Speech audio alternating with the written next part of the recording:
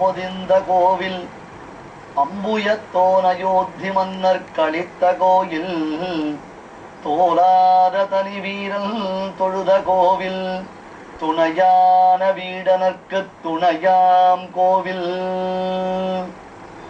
திருவரங்க பெருமாள் அரையருடன் கூடி சுவாமி ராமானுஜர் திருவரங்க திருப்பதிக்கு எழுந்தருளுகிறார். இப்பொழுதுதான் அவருடையதான யாத்திரை முடிவை பெறப் போகிறது. ஏன், ரங்கநாதனுடைய விருப்பமே இப்பொழுதுதான் நிறைவேறப் போகிறது.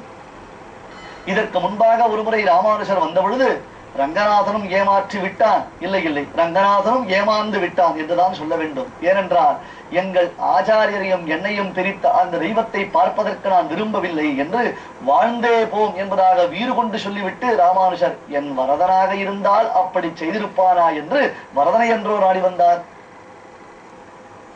ஆகையால் இனி இந்த ராமானுஜர் இங்கே வந்துவிட்டாரேயானால் மறுபடியும் அவருக்கு வரதனுடைய ஞாபகமே ஏற்படக்கூடாது என்னும் அளவில் அவரை தான் சந்தோஷப்படுத்த வேண்டும் என்பதற்காகத்தான் அந்த திருவரங்க திருப்பதியின் அரும் பெருமைகள் அனைத்தையும் திருவரங்க பெருமாள் அரையர் மூலமாக ராமானுஜருக்கு சொல்ல வைக்கிறார் ஸ்ரீரங்கநாதன். இப்பொழுது நாம் ராமானுஜருடன் திருவரங்க திருப்பதிக்கு பிரயாணம் செய்யும் காலத்தில் தான் ஸ்ரீரங்க கஷேத்திரத்தின் மகாத்மியத்தை அனுபவித்துக் கொண்டு வருகிறோம். எப்படி விஸ்வாமித்திரர் யாக சம்ரக்ஷணத்திற்காக ராமலட்சுமணர்களை அழைத்துச் சென்ற பொழுது குஷிக சுத விதித்தனவ விவித கதா என்பதாக அந்த குஷிக சுத்தனான விஸ்வாமித்திரராலே உத்தமமான கதைகள் எல்லாம் சொல்லப்பட்டு ராமனும் லட்சுமணனும் உயர்ந்த அந்த சரித்திரங்களை எல்லாம் அறிந்தார்களோ அதுபோன்று தான் திருவரங்க பெருமாள் அரையர் மூலமாக ராமானுஜர் தற்போது திருவரங்கத்தின் மேன்மையை அறிகிறார். விபீஷணன் லப்த்வா குலதரம் ராஜா லங்காம் பிராயாத் விபீஷணா என்ற இக்ஷ்வாகு குலதரமான அந்த ரங்க விமானத்தை தான் பெற்றுக்கொண்டு ராமனிடம் விடை பெற்றுக் கொண்டு ராமன் தன்னடி சோதிக்கு எழுந்தொழிகிறானே என்னும் ஆறாறு துயரத்தினாலே, அப்படி இருந்தும் இப்பொழுது பெருமாள் தன்னுடன் இருக்கிறாரே என்னும் ஆனந்தத்தினாலே அப்பெருமானை எழுந்தருளப் பண்ணி கொண்டு வருகிறார். இதன் நடுவில் இரண்டு காவிரியின் நடுவில் அமைந்திருக்கக்கூடிய சந்திரபுஷ்கரணி மற்றும் சேஷபீட்டத்தின் நடுவில் பல மகரிஷிகள் தவம் செய்து கொண்டிருக்கிறார்கள். அதில் தர்மவர்மா என்னும் ராஜ ரிஷி அவரும் தவம் செய்து கொண்டிருக்கிறார். அந்த தவத்தின் நோக்கம் ஸ்ரீ ரங்கநாதனை ஆராதிக்க வேண்டும் என்பதையாம். இவர் எங்கே ரங்கநாதனை கண்டார் என்றால் இதற்கு புராணங்கள் சொல்லுகின்றன. தசரத மாமன்னன் தனக்கு பிள்ளை வரம் வேண்டி ஒரு மாபெரும் யாகத்தை நிகழ்த்தினார் அன்றோ. முதலில் அஸ்வமேத மகா யாகத்தை செய்து முடித்து அதன் பின்னர் புத்திரகாமேஷ்டி யாகத்தை அவர் செய்தருளினார். அப்படி அந்த புத்திரகாமேஷ்டி யாகம் அஸ்வமேத யாகம் என்னும் இரண்டு பெரும் யாகங்கள் நடைபெறக்கூடிய சமயத்தில் தான் நானாதேசத்து அரசர்களையும் தசரத மாமன்னர் அழைத்திருந்தார். எத்தனையோ அரசர்கள், இந்த பாரத தேசத்தில் எத்தனையோ அரசர்கள் உண்டாயிற்றல்லவா, அவர்கள் எல்லோரையும் வரவழைத்திருந்தார். அதில் ஒருவர்தான் தர்மவர்மா என்னும் இந்த சோழ தேசத்து அரசர். அவருடைய பெயரே எத்தகையதொரு மகாத்மாவர் என்பதை புலனாக்குகிறது அல்லவா. தர்மவர்மா, தர்மத்தில் பற்றுதல் உடையவர். தர்மம் என்றாலேயே அனுஷ்டானம். அதனால்தான் வால்மீகி சொல்லும் பொழுது ராமோ விக்கிரகவான் தர்மஹா, ராமன் என்பவன் தர்மத்தின் வடிவு கொண்டு விளங்குபவன் இப்படி போற்றுகிறான். தர்மவர்மா தசரத மாமன்னனுடைய அழைப்பை ஏற்று அஸ்வமேத யாகம் மற்றும் புத்திரகாமேஷ்டி யாகம் இவற்றில் கலந்து கொள்வதற்காக அயோத்திக்கு வந்தார். அயோத்தியினுடைய அழகை சேவிக்கிறார். எப்பேற்பட்ட அயோத்தி! யா அயோத்தியேதி அபராஜிதேதி.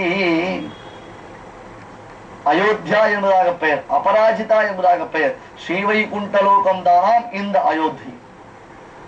இதம் வோயாஜ்யானாம் உதிதமுதிதம் யத்குலம் அபூத். அனர்கராகவத்தில் கவி பேசுவார்.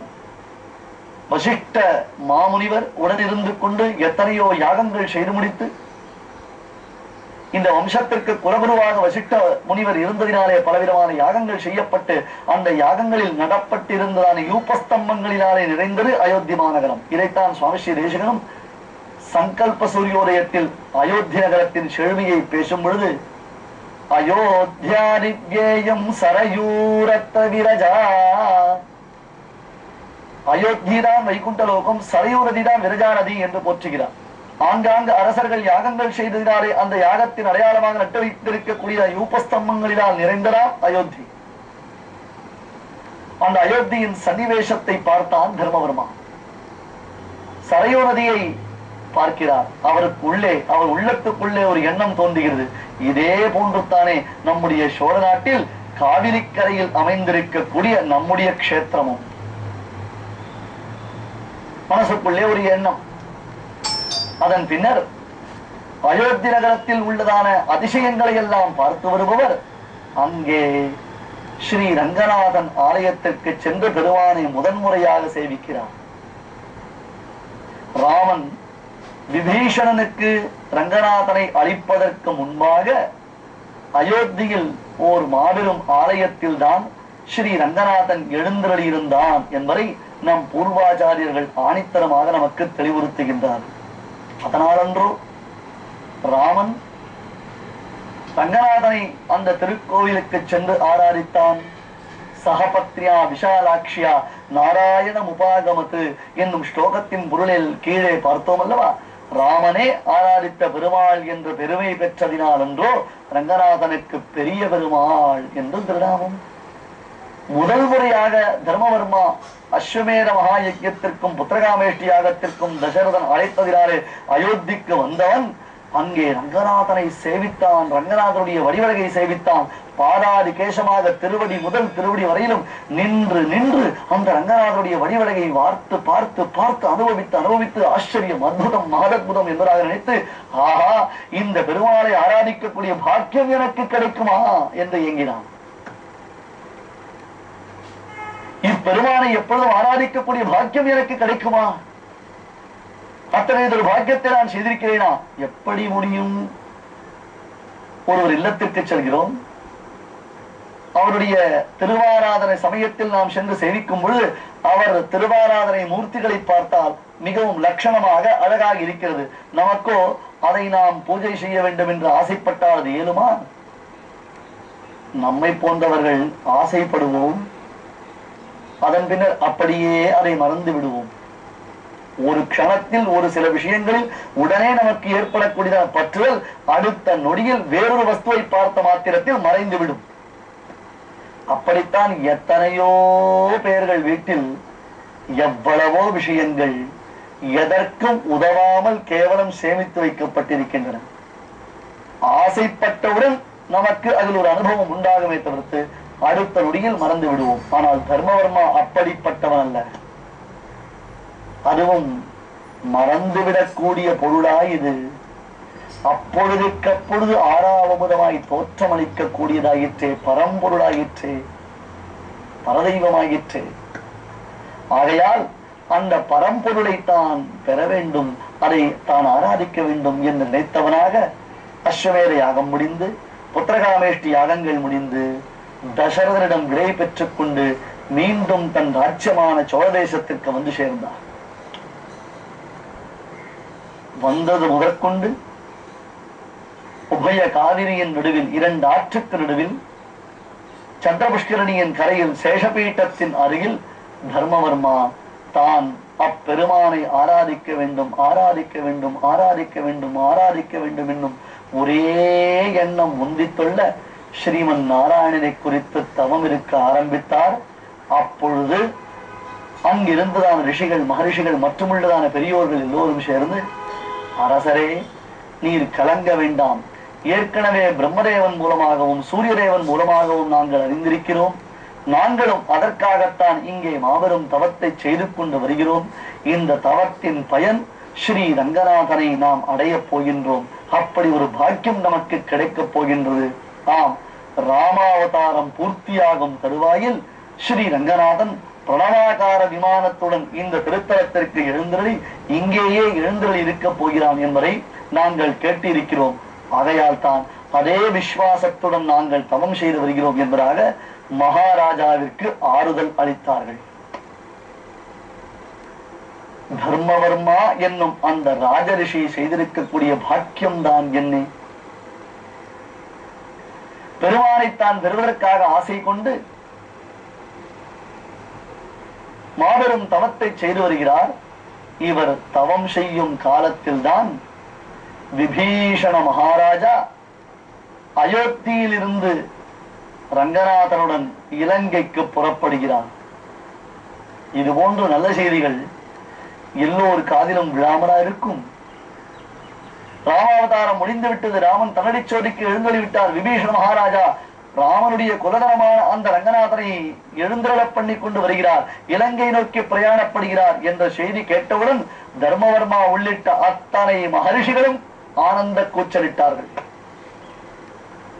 எங்கும் ஆனந்த பரிதர்களாக ஆனந்தத்தை அடைந்தார்கள். ஆஹா, இது ஒரு பாக்கியம், இது ஒரு பாக்கியம், இது ஒரு பாக்கியம்.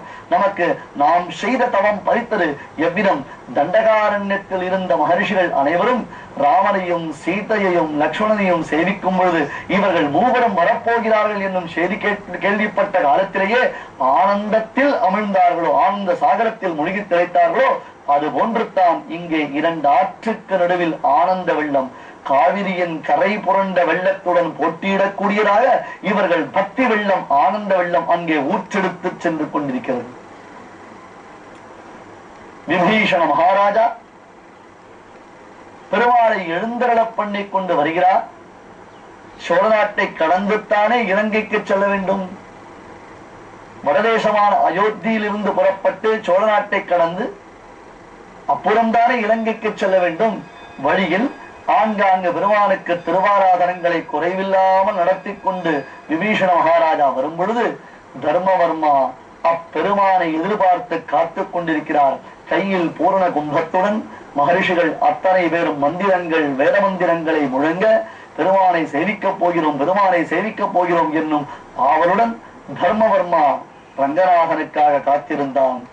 அந்த ரங்கநாதன் எப்படி விபீஷணனுக்கு அருள் புரிய போகிறார், எவ்விதம் தர்மவர்மா மகாராஜாவிற்கு அருள் புரிய போகிறார், இதன் விடை தெரிய நாம் இரண்டு ஆற்றுக்கு நடுவில் சந்திரபுஷ்கரணியின் கரையில் சேஷபீட்டத்தின் நடுவில் பிரணவாகார விமானத்திற்குள்ளே அமர்ந்துரியும் அந்த தெய்வத்தின் அனுகிரகத்தை தானே வேண்ட வேண்டும்.